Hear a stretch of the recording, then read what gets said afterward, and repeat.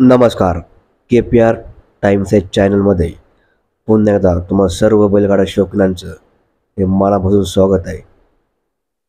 मित्रांनो, काही दिवसांपूर्वी राहुलभाई पाटील यांना एका बैलगाडा शर्यती दरम्यान यूट्यूबवाल्यांनी प्रश्न विचारला की जर तुम्ही बकासूरला विकत घेणार असाल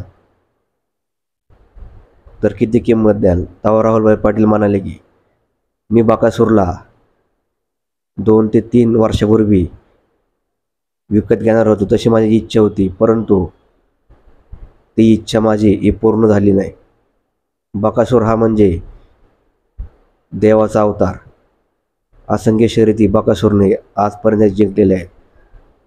कोणाची पण इच्छा होईल की बकासूर हा विकत घ्यावा, असं राहुलभाई पाटील त्यावेळेस म्हणाले. परंतु काही अडचणीमुळे बकासूर मला हा विकत घेता आला नाही. माझी इच्छा ही अपूर्ण राहिली.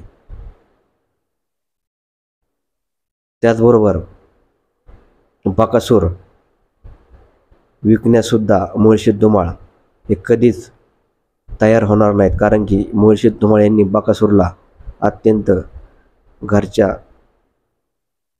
सदस्याप्रमाणे हे सांभाळलेलं आहे.